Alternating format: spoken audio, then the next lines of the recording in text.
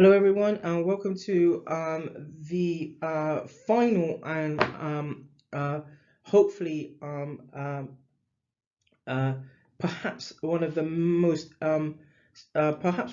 most sensitive topics, but most invigorating topics that will be this kind of highlighted as part of this audio and podcast series on the Storm Focus v.2. This is a collaborative effort between the Storm Logistics production with the Renal Patient Support Group, or the RPSG, and this is an audio podcast series on the Shientist on Call, and this is a topic titled "Relating Using Social Media or Mainstream Media to Prompt Organ Donation or Transplantation Education."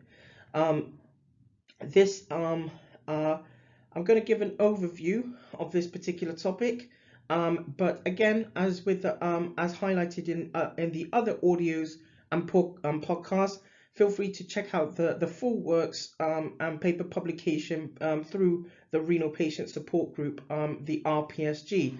So what can I say about this particular topic, this subject? So a bit of introduction then to begin with.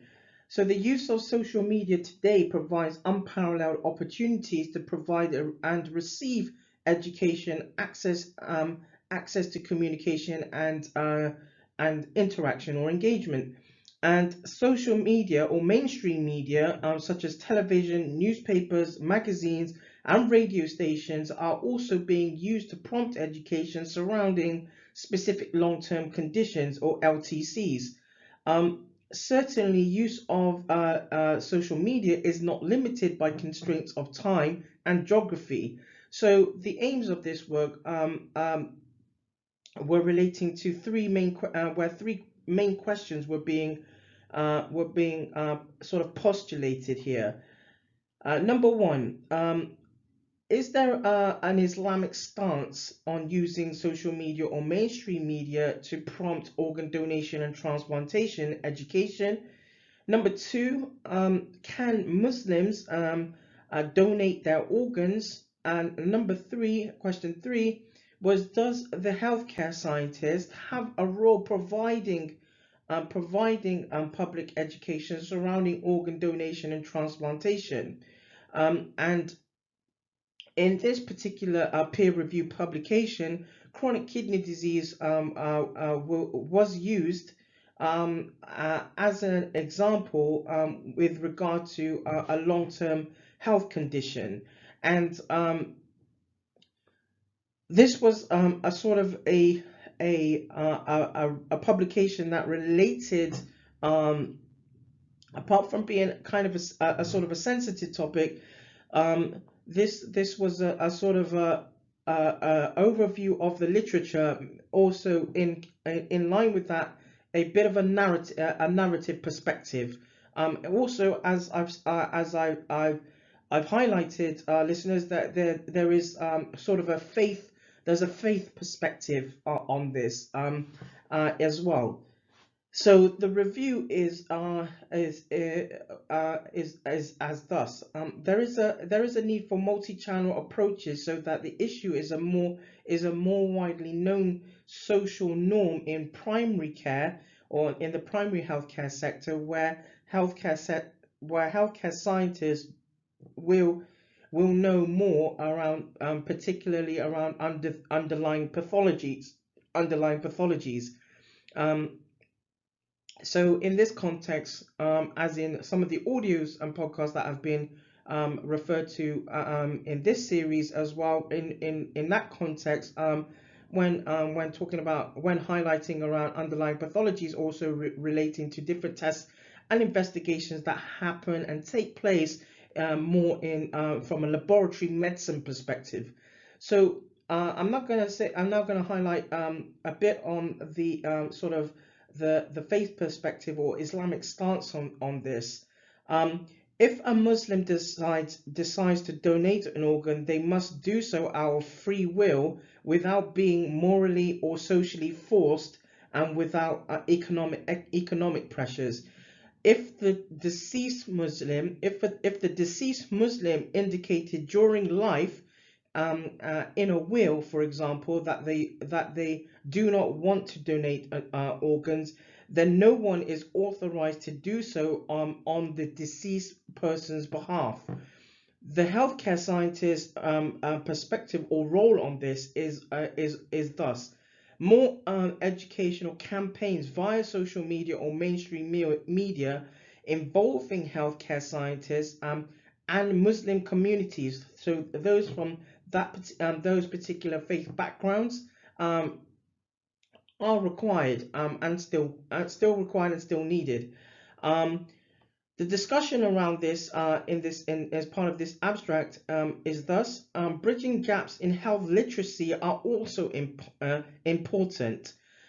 This is where healthcare scientists have an important role to provide health science transparency, where other health professionals are actually are challenged. Are challenged. Um, Clarity of terminology to help increase health literacy on topics relating to organ donation and transplantation is now especially required owing to more time being spent online. So, for example, where different individuals from all kinds of backgrounds, from all different parts of population and life, are spending more time online seeking out information around different aspects of healthcare, healthcare sort of approaches. So the conclusion around this is three main sort of points can be surmised and sort of summated here. The Islamic stance on the use of social media to prompt organ donation and education has not been investigated. So to emphasize a little bit on this, the RPSG team have been kind of looking into this from different perspectives, but there hasn't been a lot of literature that links healthcare with aspects of faith. There are other organizations that are doing that very well to an extent, but not looking at this kind of in a overview or rounded approach. So that's the first point to be made. Number two, Muslims can donate their organs, just in case there are people who are wondering whether Muslims can or cannot. And like any other anyone else in the population, whether people follow specific faiths or not, Muslims can donate their organs.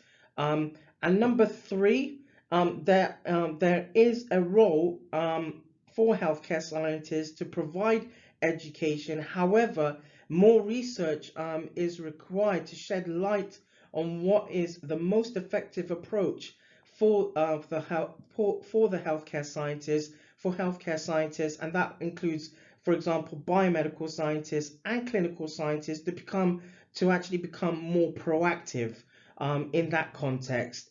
And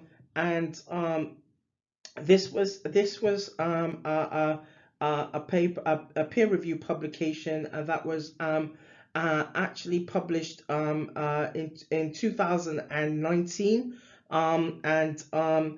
the full works again can be identified through the Renal Patient Support Group. The key words around this include healthcare, scientists, organ donation, transplantation, education, literacy, and this is another key keyword is perspective, and this was a perspective paper in that context. And I hope you've enjoyed this series. This is been really enlightening. It's been really helpful to me, and getting to know about the works that have come out from the Renal Patient Support Group in a bit more, with a bit more understanding and perspective. So, listeners, again, you're encouraged to check out the works by the Renal Patient Support Group, where you can see this work in more full details. This has been the Shientist, and it's been a collaborative effort between the Ztorm Lobostics production with in collaboration with the Renal Patient Support Group of the RPSG, and I'll hopefully catch listeners on the next one. Thank you for taking time and listening to this podcast. And if you haven't checked out the whole series on the Ztorm Focus v.2, feel free to check it out. It's on Instagram. Audio is available on Instagram and on YouTube. So feel free to check it out at your own leisure. Thanks, everyone.